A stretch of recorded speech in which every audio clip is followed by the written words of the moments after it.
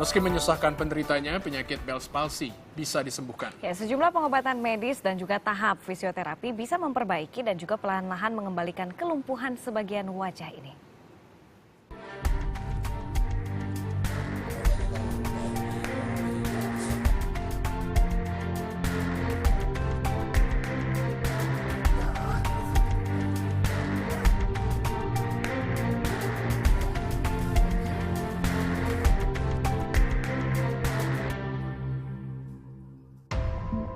Di Amerika, 4.000 orang menderita Bell's palsy tiap tahunnya.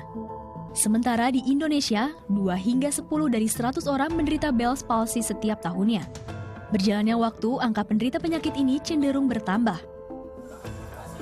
Aktor Samuel Zilguin jadi salah satu yang pernah terkena penyakit Bell's palsy. Tahun 2010 silam jadi masa-masa kelamnya. Kegiatan yang padat tidak diimbangi dengan istirahat serta makan teratur menyebabkan daya tahan tubuh Samuel menurun drastis. Terus udah syuting, pas pulang sampai rumah gue tidur, pas bangun tidur nggak langsung miring tuh.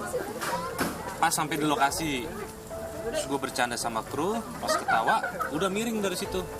Langsung miring tiba-tiba dan itu gak ada gejala-gejala apa-apanya, langsung tiba-tiba aja miring. Jadi ya intinya ya karena kondisi badan ngedrop, terus juga virus gampang masuk, dan itu sifatnya kan melumpuhkan atau membuat beku. Membuat beku berarti kan syaraf inti yang nomor 7 itu bisa beku ya mungkin karena adanya angin langsung yang ke muka, masuk dari kuping atau dari hidung, biasanya gitu. Perlu waktu hingga 8 bulan baginya untuk sembuh dari Bell's palsy. Kala itu berbagai pengobatan sudah dijalani demi kesembuhan total. Ya gue pengobatannya ke dokter. Di dokter itu gue dikasih obat, terus disuntik juga, akupuntur, ya fisioterapi juga kayak gitu. Terus dikasih ramuan juga sama orang akupuntur, terus ngunyah permen karet, senam wajah setiap hari, sama kasih di dalam botol kasih air hangat terus tempel ke wajah yang kaku aja. Itu setiap hari padahal, tapi 8 bulan karena emang waktu itu kondisinya parah sih.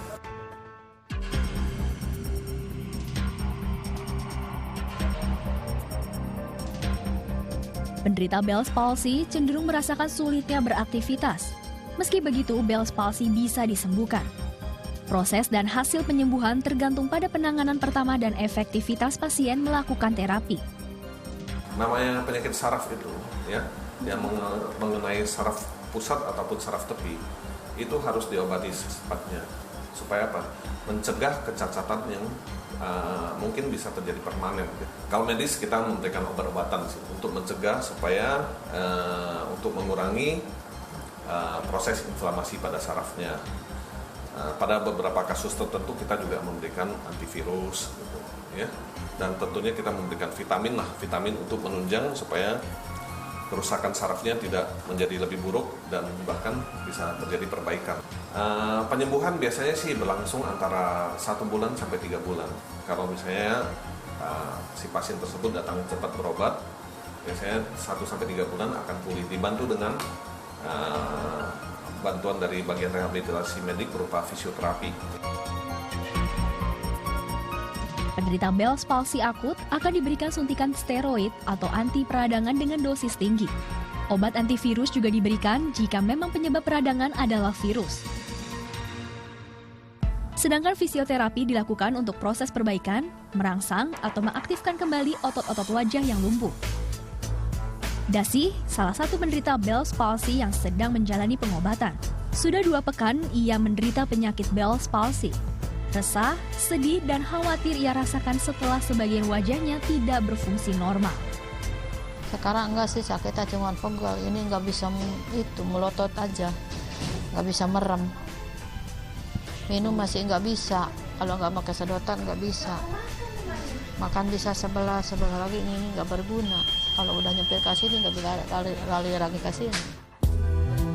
Ingin segera sembuh, Dasi sempat berobat ke tukang urut langganannya. Selama 4 kali ia lakukan urut badan dan wajah. Karena tak kunjung membaik, Dasi pun berobat ke rumah sakit. Dasi pun menerima tindakan medis serta fisioterapi.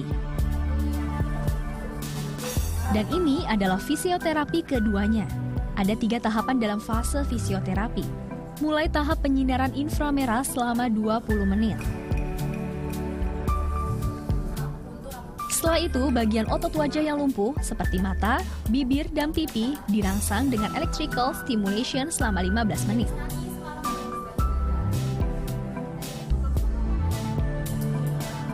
Tahap selanjutnya, pemijatan ke arah telinga, tempat keluarnya syaraf ke-7 selama 10 hingga 15 menit.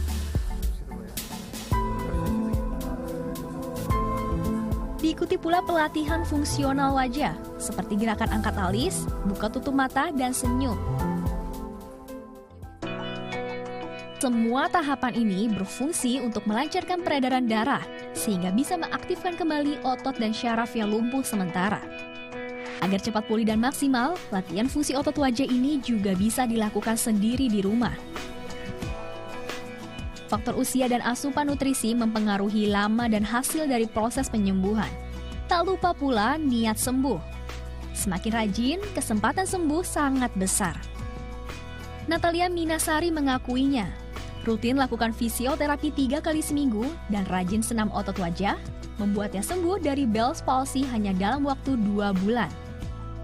Meski belum 100% pulih, kini otot wajahnya sudah bisa berfungsi. Setelah saya fisioterapi 2 bulan, saya mengalami pemulihan yang luar biasa dengan fisioterapi dan minum obat yang teratur. Setelah saya mengikuti fisioterapi, itu saya bisa seminggu 3 kali. Fisioterapinya seminggu 3 kali dengan cara dipanaskan beberapa menit. Lalu sesudah itu saya dikasih seperti alat getar, seperti menggetarkan otot-otot muka saya. Meski belum diketahui pasti penyebabnya, kita bisa mencegah ancaman Bell's palsy ini. Kini jangan ragu lagi terapkan pola hidup sehat, olahraga teratur, makan makanan sehat, dan istirahat yang cukup. Apristika Fauzia, Mustafa Adrebi melaporkan untuk NET.